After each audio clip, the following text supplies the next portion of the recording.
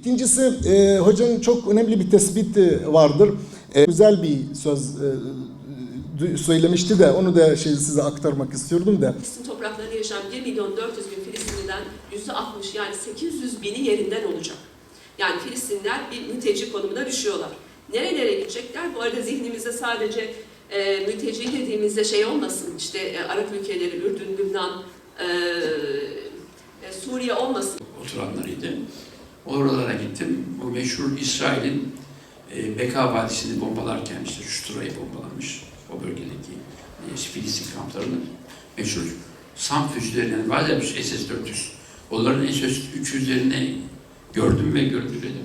Mossad ne yapmış? Oraya gidip ve Yahudilerin yerleri, dükkanları, mazaları, evleri, ona bağlı yerler patlatmaya çalışmış, yakmış ve meşhur hikayeleri var.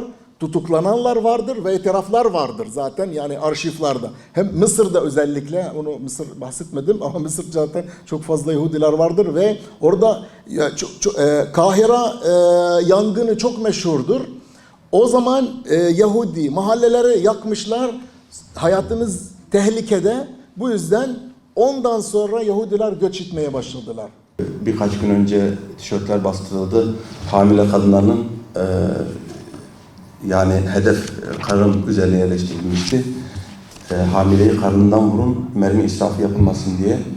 İsrail, Yahudilerin ana vatanıdır fikri 1948 İsrail'in kurulmasıyla ve ilk Arap-İsrail Savaşı ile birlikte yerleşecek.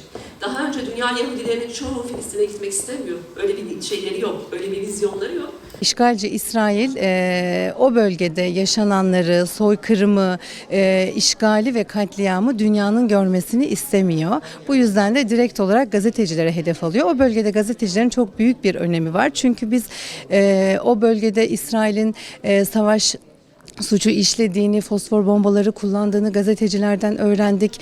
Biz o bölgede babaların evlatlarının cesetlerini poşetler içinde taşıdığını yine gazeteciler sayesinde öğrendik. Dedelerin torunlarındaki gözündeki toprağı silerek, gözünden öperek onu rahmeti rahmana uğurladığını yine gazeteciler sayesinde öğrendik. İşte İsrail de bunu bildiği için direkt olarak onları hedef alıyor. Bugün de buradayız. 10 ile 5.30 arasında 7 farklı oturumla Filistin'deki işgale karşı yeni bir söylem inşa etmeye çalışıyoruz. Çünkü hep gördüğümüz şu, işgalci İsrail maalesef bütün söylemleri de kendisi üretiyor. Ve biz bu söylemler üzerinden gitmek zorundaymışız gibi bir kamuoyu oluşturuluyor. Halbuki öyle değil. Biz Filistinli kardeşlerimizin, Filistinli meslektaşlarımızın ve gazetecilerimizin yanında olduğunu onların söylemleriyle ifade etmek durumundayız. Aslında onların elindeki sancağı düşürmeye düşürmek istemedikleri sancağı şehadete rağmen, bütün bu sıkıntılara rağmen taşıdıkları sancağı taşımakla yükümlüyüz. Emanet şuuruna da inanıyoruz.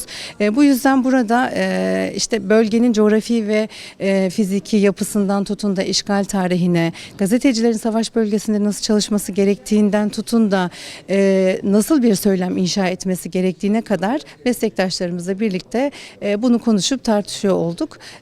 Çok da verim aldığımıza inanıyorum ve bu atölye çalışmalarımıza devam edecek bundan sonra.